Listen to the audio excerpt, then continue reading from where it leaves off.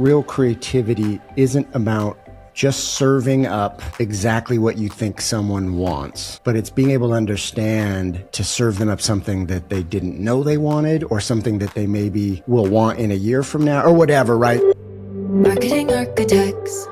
Hello, and welcome to the Marketing Architects, a research-first podcast dedicated to answering your toughest marketing questions. I'm Lena Jasper. I run the marketing team here at Marketing Architects, and I'm joined by my co-host, Rob DeMars, the Chief Product Architect of Misfits and Machines. Hello. And we're joined by Steve Babcock, our Chief Creative Officer at Marketing Architects. Hello, hello. Glad to be back. This is my sophomore episode. Yeah, thanks for I didn't think you would invite me back after the last one, so I'm very. The freshman year is the toughest. Now it's easy. Yeah. No, I'm excited to be here. Happy to have you back. We are back with our thoughts on some recent marketing news, always trying to root our opinions in data, research, and what drives business results. And today, Steve is here because we are talking about creativity. But I'll kick us off, as I always do, with some research. And today I chose an article by Stuart Mitchell. It's titled, "Highly Awarded Creative Ideas Are Significantly More Effective, New WARC Research Reveals." WARC recently analyzed more than 5,600 campaigns from the past decade to understand the relationship between creativity and effectiveness. What they found is that creativity does matter, but it's not a guarantee. About 21% of the creatively awarded ideas also went on to win effectiveness awards. However, when ideas reach the very top, aka the WARC Creative 100, the likelihood of effectiveness doubles to 44%. The difference isn't just the idea itself. The most creative and effective campaigns tend to run longer, use more channels, and show higher levels of what WARC calls creative commitment. They balance emotion with information, build brand equity, and in most cases, deliver measurable sales impact. The takeaway is pretty clear. Creative effectiveness isn't just isolated brilliance. It's about sustained, well-supported creative work. So there's a lot within that research that we're going to talk about today. I wanted to start with a study. This one I thought was interesting because it's positive that a lot of the top creative is very effective, but that stat stood out to me. Only 21% of award-winning creative was then found to be effective. Steve, does that number surprise you at all?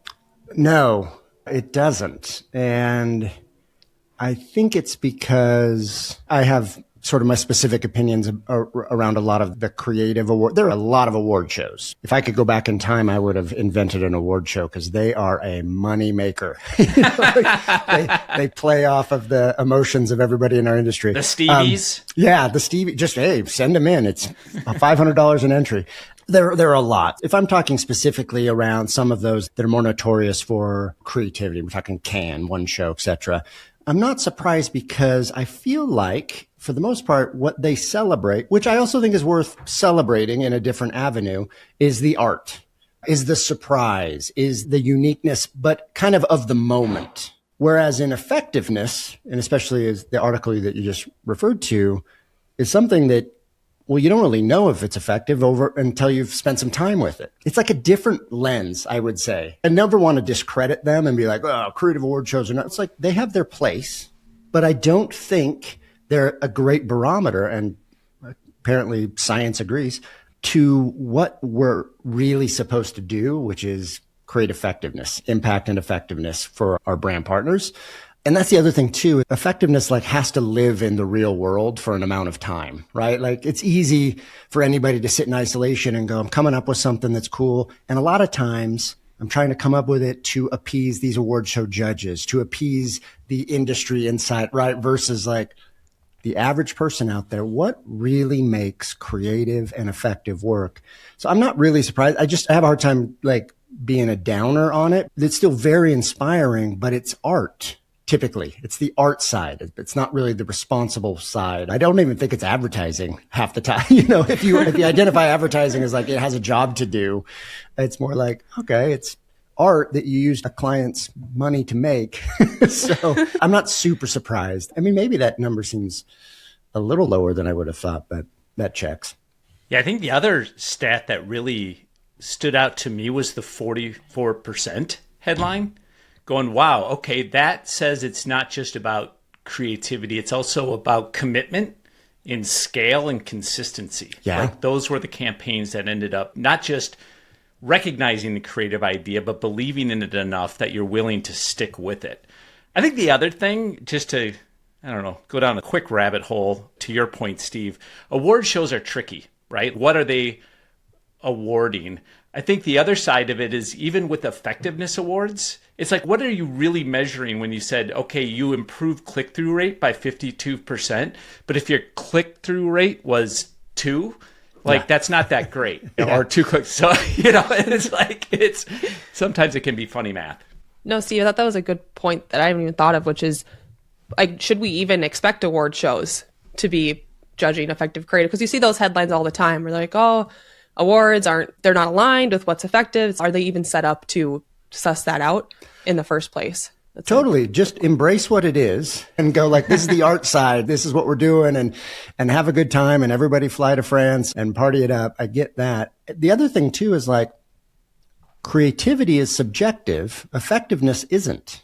I mean, it can be manipulated, or you can try to tell the story if you want. To this day, if I see another award show video entry, like, and the campaign garnered 800 billion media impressions, like, no one knows what that means, but they throw it in there and everyone's like, it's impressive. Effectiveness, like, that can be measured. And so it's almost to me like it doesn't need an award show for it. It just needs like a report, like the effectiveness report. There's not a subjective by any judges. Here it is. There's a lot of resources out there that do that. I think, unfortunately, in our industry, sorry, I'm soapboxing here. In our industry, and I think it's changing. I'm old now, so historically, I think effectiveness hasn't been thought of as sexy, right? Like, the actual craft of what a real good campaign is supposed to do is a combination of those things. But at the end of the day, like, you have to be able to brag about that it worked. It solved the business objective. That's the trick. That's the puzzle. And somewhere along the way, this whole Mad Men idea, a lot of creatives in advertising, I think we got confused by that a little and started to embrace and then there became that split, right? Where it's like, well, effective work, that sucks. It's not good. It's like, why? No, that's a great point. And that leads nicely into this next question I had, which is, we have creative that can win awards and be seen as art, but doesn't necessarily drive growth. What do you think separates those types of creative then? Growth driving creative is designed to be used, like not just admired, if that makes any sense. It made sense in my head as I was saying it. I'm tracking. Like, it's like growth driving creative. It's designed to scale. It's designed to be repeatable. It's designed to work across all of the channels. It's utility. It's really hardworking creative that's designed to live in the real world for as long as possible versus just be this, I guess I'm going back to this art, flash in the pan art that's designed to get everyone to go, oh, hey. The other thing that's interesting about that mindset versus, I think it was talking about like durability, like growth centered campaigns have durability. They have longevity. And I think one of the reasons why that turns into effectiveness, especially today, because I would argue maybe even 10 years ago, when I've worked at many agencies where that was it, the goal was like, get on the news tonight with whatever we're going to do. Right. And back then that did work. I think that really did. We would call it the added or the second media buy, right? It's like there's the media buy that you pay for, but because the idea was so crazy and outrageous or whatever, it got free press and all that.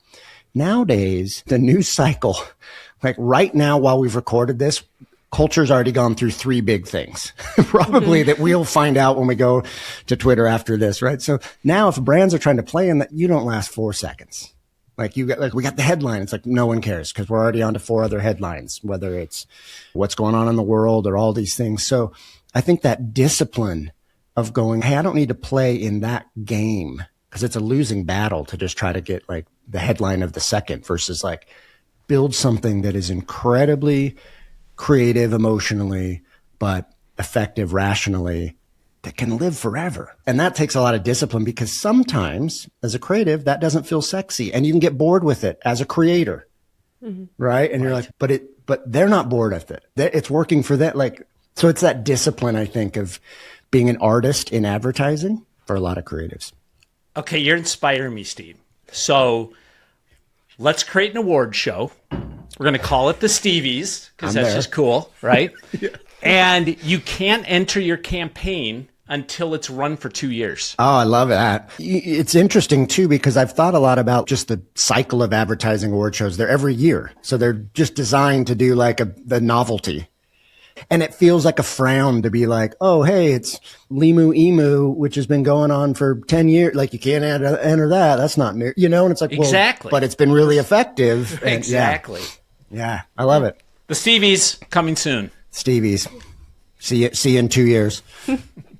Let's say we create the Stevies, all right? And Steve, you're judging it. Rob, too, you can be a judge. Yeah. What would you reward that doesn't normally get recognized? Durability. I'll never say it's easy. That's a cop-out. It's hard. It's hard to come up with something memorable, period. But to come up with something that's memorable, that can last. I come also from the music world too. And just like, that's what they say when somebody creates a record that's timeless. We've all heard them. It's like, man, that was awesome when that record came out. But it's been a classic for many years. And I think that's the same with advertising. You also have a lot of one-hit wonders, I guess, to continue the analogy to music, right? It was like, man, that was the summer hit of 2006, but where are they now? Meanwhile, then there's like the bands that put out records that are like durable, timeless. So I think that would be the thing I would look for, which I guess would only exist in the Stevies because it doesn't really exist in today's I agree, man. award shows, because you're like looking for, what was that one-hit wonder? We're creating the criteria for the Stevies here. That commitment, right? That commitment to be both courageous but hold on to that idea and not give up too early, which every CMO obviously loves to do when they come in. Let's change it when it's working great. I love the word durability. It's a great word, Steve, because I think that's really what you're looking to accomplish. Well, we're sharing some opinions that people will probably push back on a little bit. So I know, Rob, you're not afraid of doing that. Steve, you also appear to not be afraid of doing that either. So in that spirit, what is a creative take that you've had or hopefully have, that people have pushed back on, but you still believe is right? Oh, gosh. I'm not much of a contrarian. I don't think so, but I feel like I've probably got a lot of those. I would continue along what Rob was just saying, is like, you don't need to reinvent yourself all the time. We have this conversation with clients all the time, right? Where we're like, man, we're on a roll. It's like year 3 and we're continuing to build. We can continue to make this idea fresh, yet consistent.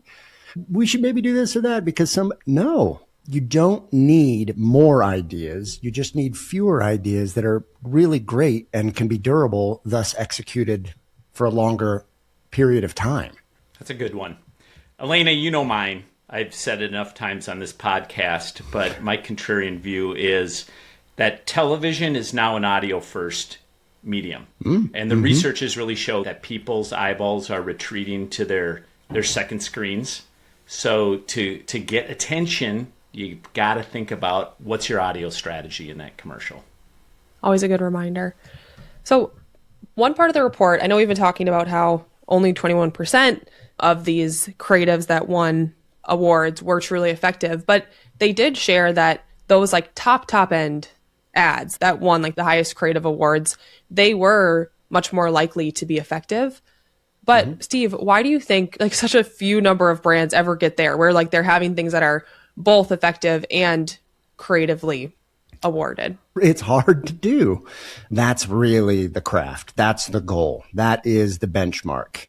And nothing that wants to honor truly what advertising is designed to do that doesn't fall into that space, that very small space of being able to accomplish that, I don't think should really be recognized or talked about or celebrated that much, because that's really where the celebration is. Because we know that humans, speaking for myself, like we don't just buy rationally. We're still very much, until AI takes us all over, we're emotional. Right? And emotional messaging and engaging messaging and creativity that inspires, that makes us feel something, that's always going to register, right? It has a lot to do with memorability and effectiveness, right, as well. But we're going to speak to the heart.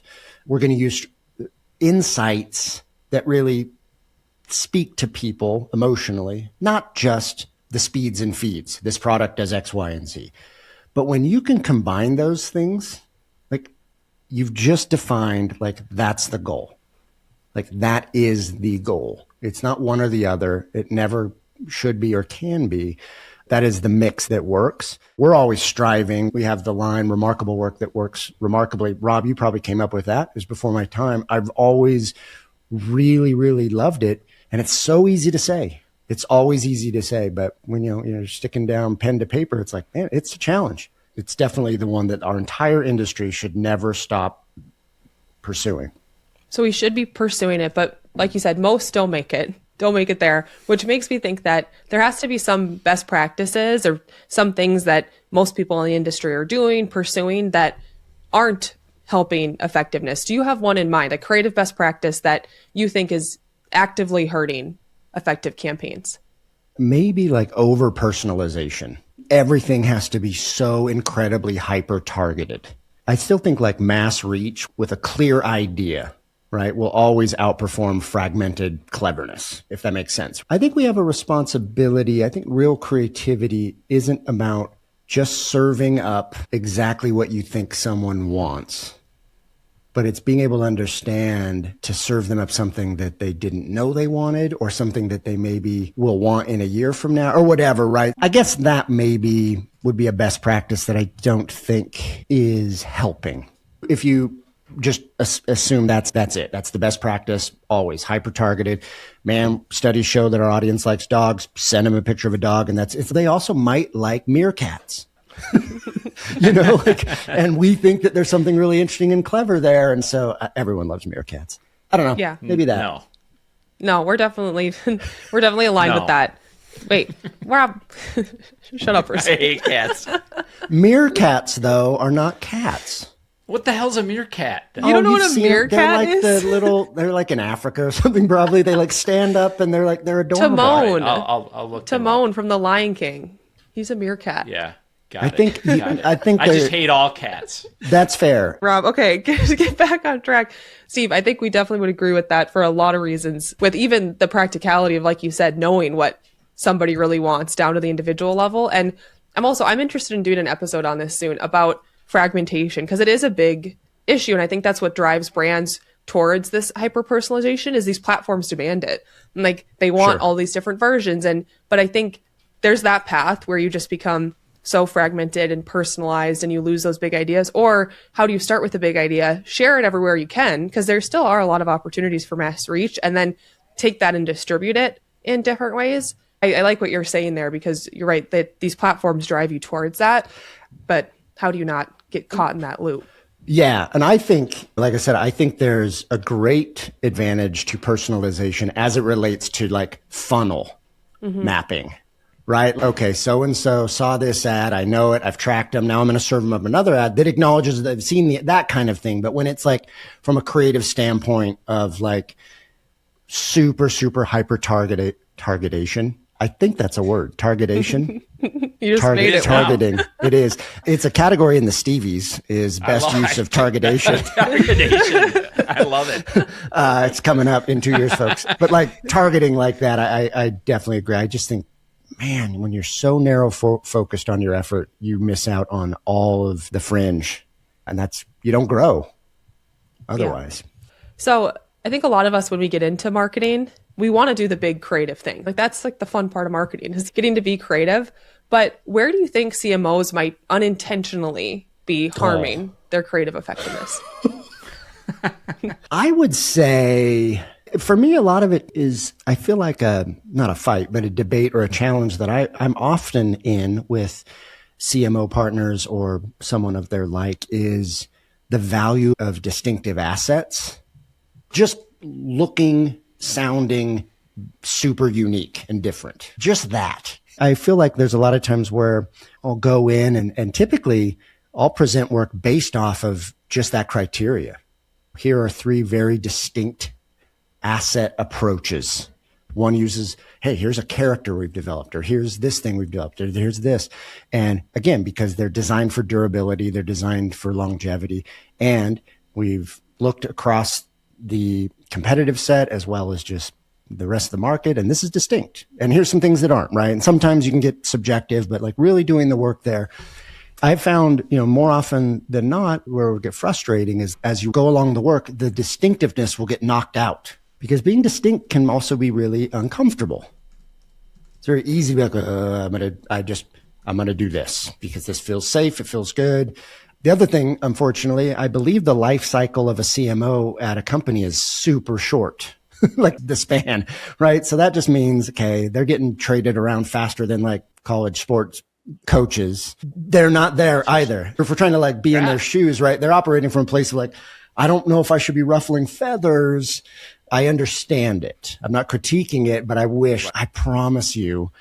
And it's easy for me to say, your job's not a life. It probably is, but I promise you that if we are distinct, there's so many studies that back it up that distinctiveness is a direct link to like longevity and effectiveness.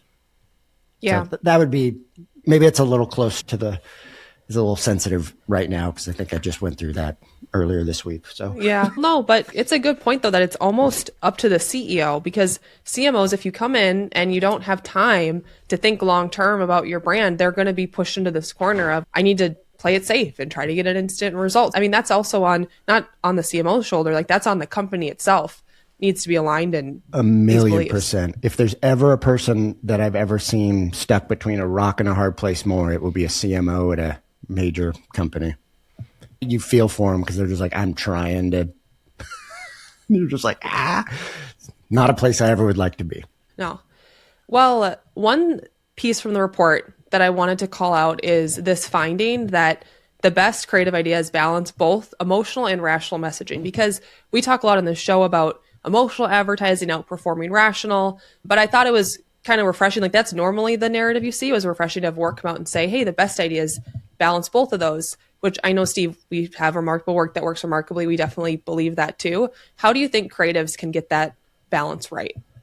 There's a little chicken and the egg, right? Like philosophically, the industry needs to change in order to change creatives coming into the industry. Creatives are like, I'm chasing the thing that the industry's telling me to chase. I think ultimately the landscape will force that, right? It's like brands, and we've seen that over the years, I think, where brands are like, no, my marketing dollars, I have to have something to show for it. So I think effectiveness is going to be something that creatives are going to be, if they don't embrace it already, which I think that's the route to go. That's where the pride in your craft should be, is that you created a thing that solved a problem, that actually worked.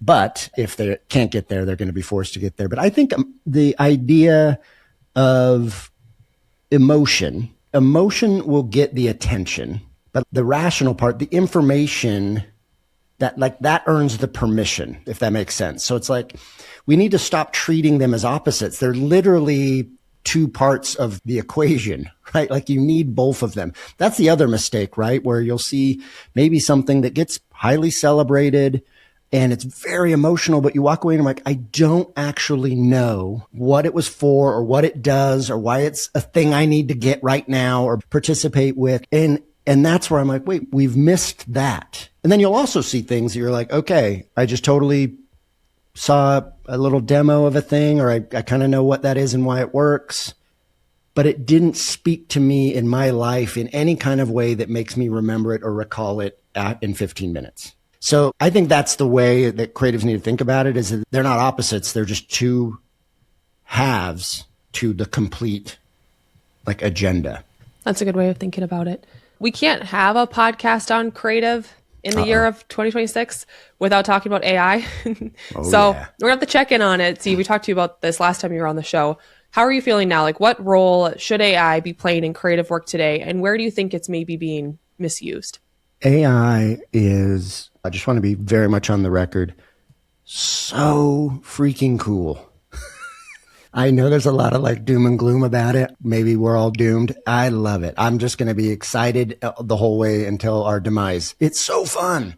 It is so dang fun. But how it's being misused, or how it could potentially be misused. So first of all, it's great. It's great in generating mass and helping you explore, in obviously just getting rid of, or just a lot of the tasks that take up time. And it's a really good, I like to actually think in the creative space, I like to think of AI as kind of like a creative partner.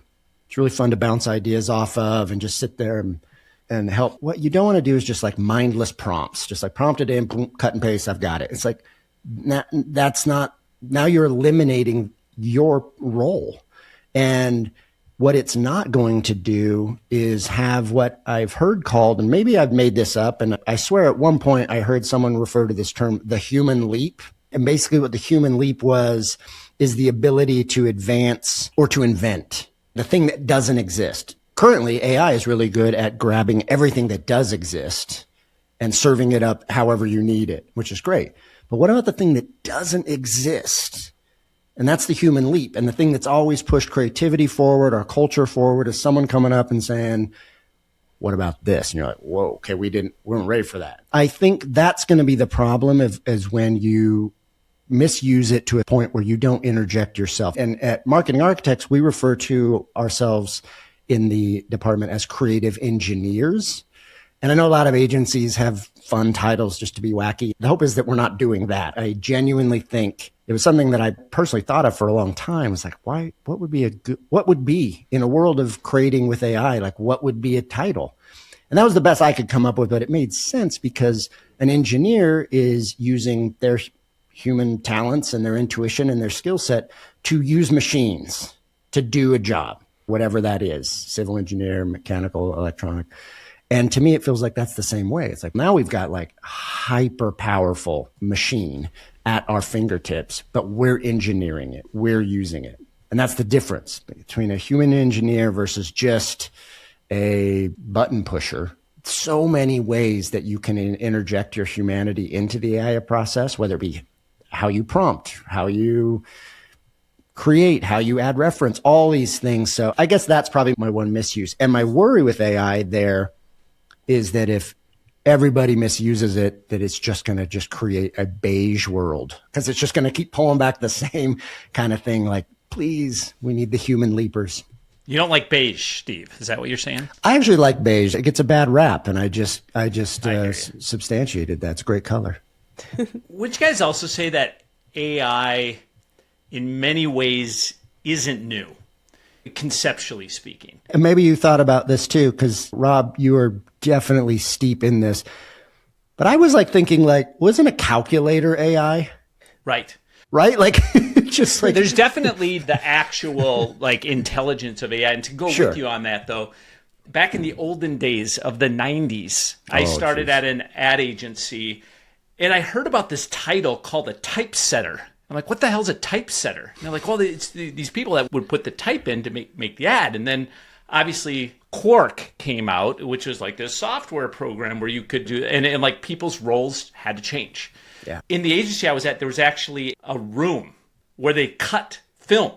Like they literally cut film with like, I guess, razor blades. The listeners need to know that Rob is 98 years old. I am 98 years old. So you know, okay. But next door to it, they had this thing called an Avid.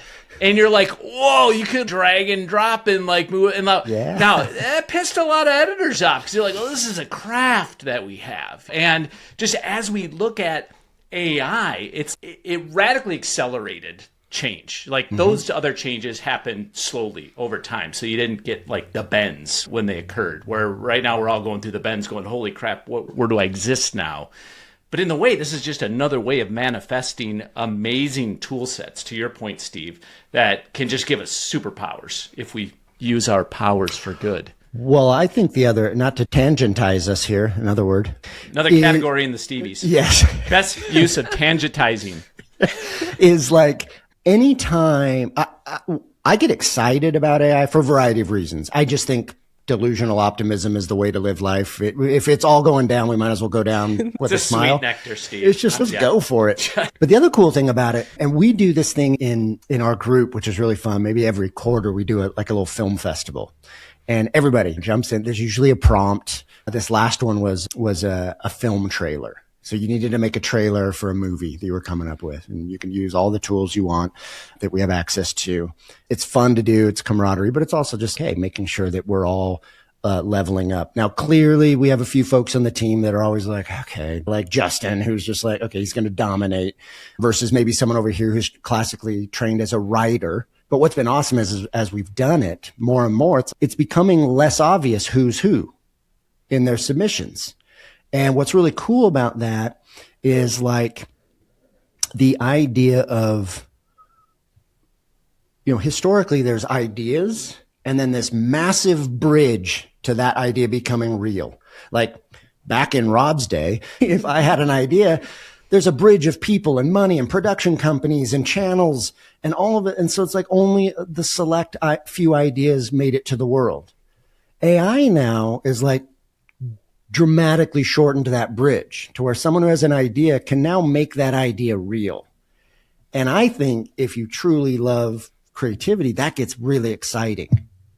It's the same thing with YouTube and stuff, right? At first, it's like, what's YouTube? And it's like, well, now people who had a great idea were able to get it out there. AI is like that on supercharge. So I think it's really, really exciting. And I think the next few years, I think AI is actually going to, they're like, it's going to kill creativity. I think it's going to usher in a creativity revolution like we've never seen. Steve, you mentioned that one thing you changed about your team when all of this stuff was exploding was you changed people's titles to creative engineers. And I think that I'm guessing your intention behind that was to change some of the thinking around what we can do and what our roles can be. If you could give a CMO a piece of advice, one thing they could change about how they're approaching creative, how their team is, their company, what would you tell them? What would actually move the needle? I would probably go back to that other thought, just commit to fewer ideas for longer. Like embrace that idea of building momentum through distinctiveness. I think there's a reason why we can look through the annuals of classic, amazing marketing, and it's that characters are always a thing. That's a good example of a distinctive asset. Like, man, it's a great character. You've been able to have them mean something emotionally, help sell the rational, but they've just created that memorability throughout the years. So I think that would be my thing, is stop feeling like we got to freshen it up. You don't want to be stale. Like you can reinvent within the space that you've created. But I just feel like there's like a lack of patience. It's a long game. Effectiveness is a long game. Commit to it. It's a marathon. Yeah. Which I've never run. Elena's run 800 of them. I've never run any of them, so I feel bad using that analogy, and I just wanted to publicly say that. Rob's actually ran more marathons than me. But shut up. Yeah, I haven't done a marathon. I've done triathlons and half marathons, but yeah, Rob has me beat there actually. Wow, Rob, yeah. I did not know that about you. I feel bad. I just started writing them, so I'm new to it. All right, I've offended both of you. No, it's fine. All right, let's wrap up here with something kind of fun. What is a campaign that you saw recently that you thought was very effective? Maybe if it even wasn't that flashy. And Steve, you want to start us off? Yeah, well, I would argue this one is flashy, and maybe I'm alone. There's a lot that I could call to. I love, and I actually should look it up because I don't know how long it's been going, but I know it's been going for at least a few years, which again, it calls back to the idea of durability, a great idea. But I love Progressive insurances. Progressive can't save you from becoming your parents. The Dr. Rick. Yeah, but it can save you money. It's so good. It's on a great insight of like, hey, this is a time when people are trying to become independent, and part of that is getting your own insurance and all that, and you still want to be independent. And then there's just great insight that you reach a place, I'm definitely there. It's like, dude, you're your dad. I'm like, oh crap. Like we all become our parents, but just so well executed. I should look it up. I don't know how many they've done, dozens. I haven't hit one where I'm like, jump the shark. That's peaked. Like nailed it over and over and over. And it's like that. Don't stop. If Progressive people are watching this, just keep going with that. It's so good and effective and like a great example. Now, I don't know if it'll show up in Cannes because, right, it's like, well, this is it's an old campaign that's been going but it will definitely win at the Stevies. So Progressive, please submit it, please. That'd be one for me. That's a good one. That's a great one. Initially I was thinking about this going, I love the new Mountain Dew ad where Seal is like a seal. I'm like, come on. But I'm like, well, wait, that's flashy. So I can't, that's disqualified. So I'm like, okay, what's a non-flash one? No, this one's going to make some people throw up in their mouth. But I really took like production value and flashiness into mind. And I'm telling you, the Billy Bob Thornton T-Mobile commercials, they are incredibly persuasive. And it's just Billy Bob Thornton walking down the road, talking to the camera about how T-Mobile used to suck. And now they don't. And I'm telling you, it's like I found myself going, hell yeah, I'm glad we actually have T-Mobile as a house, because he's really good at just getting there. And maybe it's just because I love Billy Bob Thornton too. So I thought non-flashy, Billy Bob Thornton, that was my pick. Yeah, I think it's interesting. Did AT&T do like a direct attack back with Luke Wilson, or did they just make two commercials that are really similar? Because have you seen that one? I haven't. Luke Wilson's just walking down a country road talking about... Oh, hell, he's no Billy Bob Thornton. And I looked at that and it was like, oh, are we about to have a little brand battle? Or if it was just like, wow, a coincidence that you came up with two things that looked a lot alike. I love that. I think a lot of people overlook the power of straight talk, delivered in just an emotionally well created way. And straight talk there, I mean, like you said, I mean, being able to acknowledge, yeah, we weren't great, or you didn't think we had a bad reputation, or this or that. That's straight talk, and that actually, I would argue, is very emotional. Absolutely, and he's so good. He's like, yeah, we used to suck when phones used to be the size of a frozen lasagna, you know, and you're like, yes, yeah, Billy Bob, yes. Go look up the AT&T one with Luke Wilson, because I think they're starting a battle, because it's too similar for it to be a coincidence. But that would be fun. Brand battles, bring them back. Oh yeah. Yeah, I went down the insurance route. I don't know if you've seen this ad recently, but there's a new Geico ad where it's this like family room, 3 people, and they're talking to the television, kind of yelling at their favorite sports team, and then the player starts talking back. Yeah. I like it. It's not a huge production, but it's relatable, timely, and they show their mascot, the Geico Gecko. And I went on YouTube to see exactly when. It's in the first 2 seconds of the ad. You see this mascot. And if you think about it, you didn't really need the mascot in the ad. Like, you could have just had a narrator, but I think they know how valuable that little gecko is. So he appears right away. And I just thought not super flashy, but speaks to kind of a human truth. And I don't know if it'll win any awards, but I thought it seemed effective. It'll win a Stevie. It'll win entering in the Stevies. If that gecko's a union or not, because man, the residuals on his use. Oh, I know, right? He's just living it up. He's earned it. All right. Great. Well, that was so fun, Steve. Thank you for joining us today. Well, thank you for having me. Thank you, Steve. I will look forward to a junior effort maybe in a year. I don't know. Yeah. I'm here. We'll see. So. Until then, we're waiting for the Stevies. Yeah. So I'll let you know. We're going to get on that. Awesome. No, thanks for having me, guys. Always a blast. That's it for this episode of The Marketing Architects. We'd like to thank Taylor De Los Reyes for producing the show. You can connect with us on LinkedIn, and if you like the podcast, please leave us a review. Now go forth and build great marketing.